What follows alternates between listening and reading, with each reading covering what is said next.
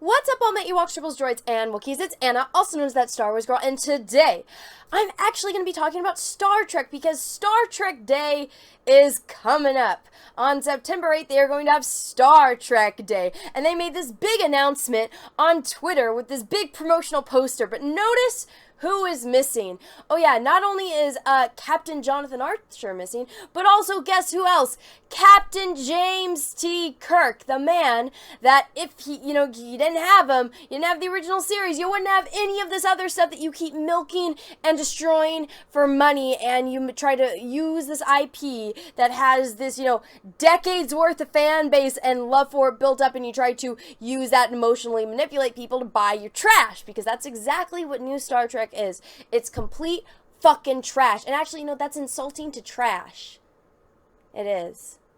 I would say it's like dog shit, but that's insulting to dog shit.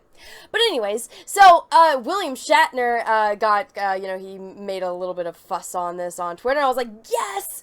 Go, Captain Kirk! I believe in you. You are the greatest of all time. I love you, Captain Kirk.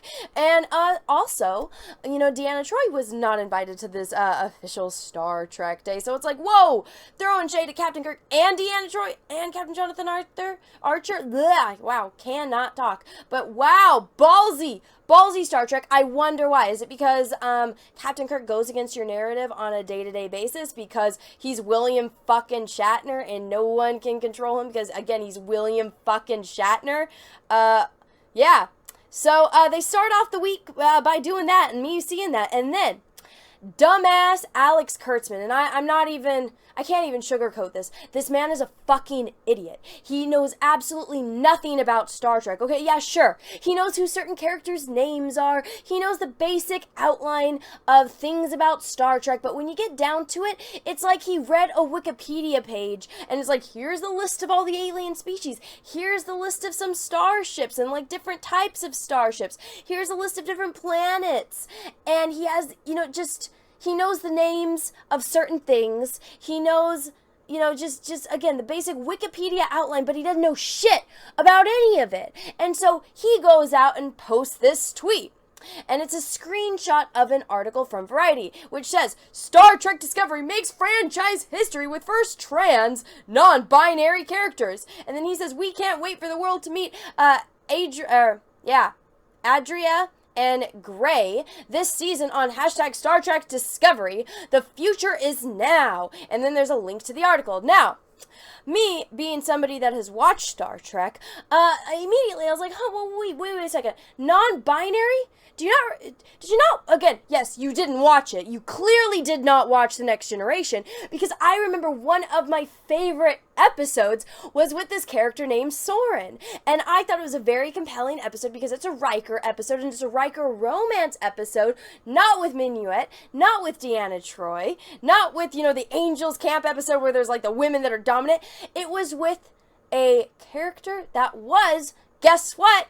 Non-fucking binary Soren. And Soren is from this alien species where they do not have genders. There are no female, there are no male, and if you do identify with one gender or the other, you are looked at as different, and you need to be taken and done psychological tests too, and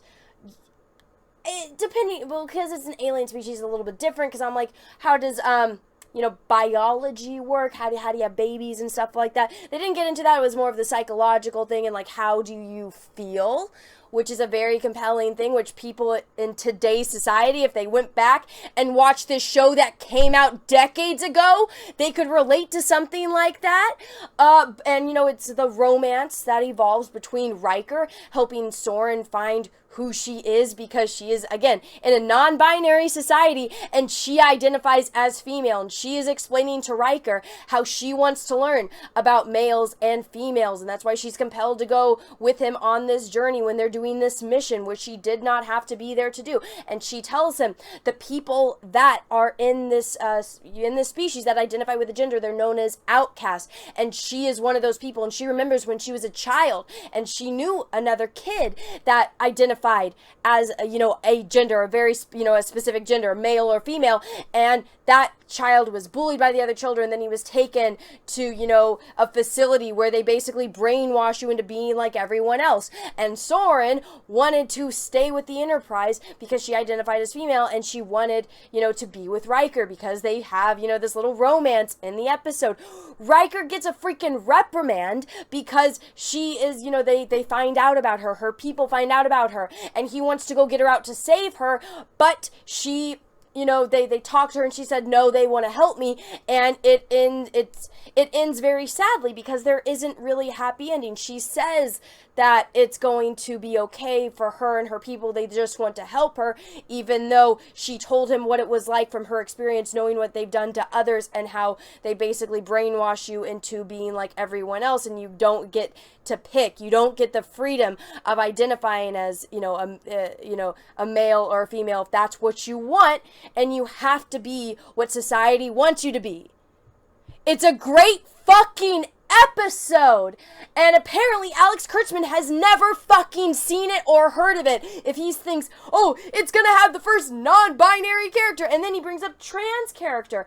Okay, this one, when I first thought of it, I'm like, well, I don't know if this technically counts or not, but there is this species that's very dominant. It got introduced in the Next Generation, and then, I got one of the main fucking characters of DS9, a Trill. So the way that the Trill work is that there is a host, it's not a human, obviously, the Trill, that's a different species, but you got the humanoid character, and then they got a little symbiote that's in their belly. And so the symbiote, it's a big honor to be bonded with a symbiote because there aren't as many symbiotes as there are humanoids. And so if you go through all of this, rigorous training to prepare your body and your mind to get this other consciousness into your body, and you two bond and become, a host and a symbiote, and you get this symbiotic relationship, and it's a big honor, Trill, compete for that. Not everyone is fit to do that, which is a really big plot point in freaking DS9. But so, symbiotes, they will go into a male or a female host. It doesn't matter. In a way, you could say that's kind of non-binary, or, as far as like trans go, I don't know. This is one that's a little bit more iffy, but you still have the fact that it's a symbiote that moves from host to host. The symbiotes can live. They outlive, like Curzon or Dax. So Dax has had what? My numbers are blanking, but I think at least I think Curzon was like number 7, so Jadzia was number 8. Then you got the psychopath, then you got Ezri. I could be off. I could be a little bit off. DS9 is the one that I watched the least because fuck Bajor. Anyways, so you got the symbiote that again, I don't. It's different because it was different when it was first introduced in the Next Generation, and that was a Beverly Crusher episode where she's having this romance with this alien character who's a Trill, and then he gets injured, and she's like, oh my god, there's something in you, and he takes her hand, he's like, no, that's me, you need to save it. His host body dies, and the symbiote gets put into a woman, and so the relationship ends because Beverly Crusher is a straight woman. She is attracted to straight men, and so, the symbiote's like, hey, I still love you, and she's just like, I love you too, but nah, it's not happening. And it was a great episode. You had that emotional investment, and it also deals with that psychological aspect. How, do you still love someone even though they're in a different body? And again, it was a different in DS9 because even the species looked different. They went from having the forehead thing to these, the little, I said like leopard tattoos. That's what they look like to me when I first watched it. But, you had Dax with, the little basically leopard tattoos down her freaking body and, everything. And then, even with Ezri and the psycho dude. So the Trill does change a bit, and the way that the Trill works did change a bit from the Next Generation when it was first introduced to DS9.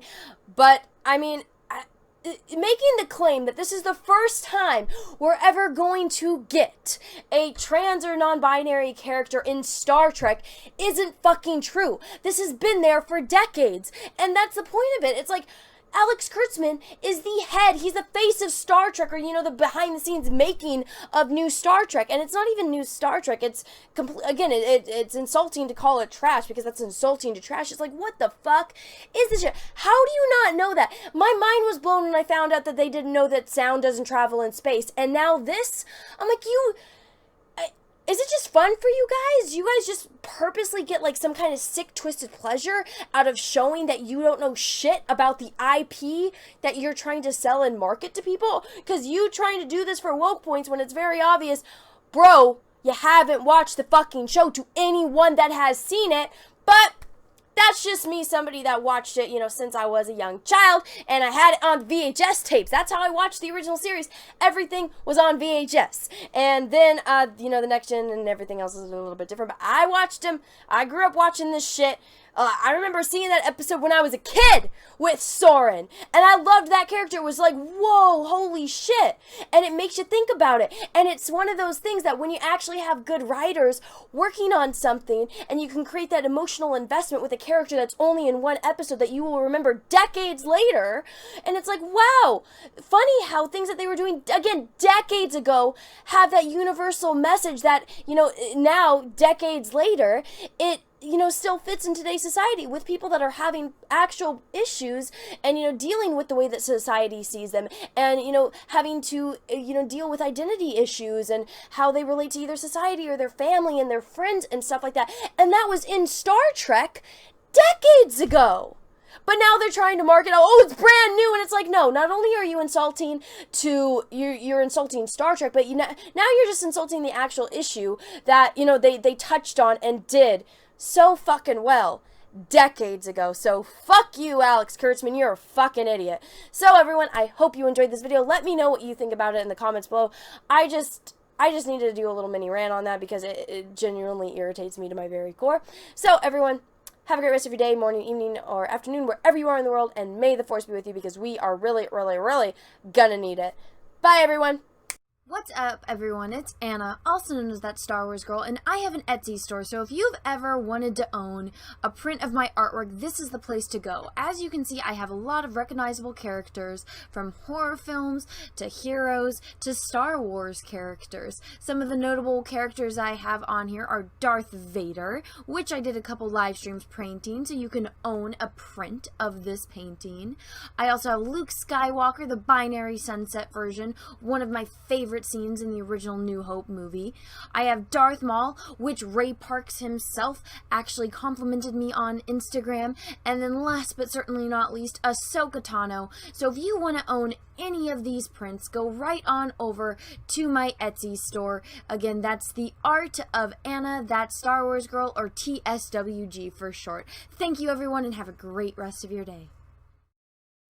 What's up, everyone? I have a P.O. box, so if you want to send me some mail, go ahead and send it to Anna, That Star Wars Girl, or TSWG for short, at P.O. Box number 28171, Santa Ana, California, 927998171. Have a great day, everyone. Thank you so much.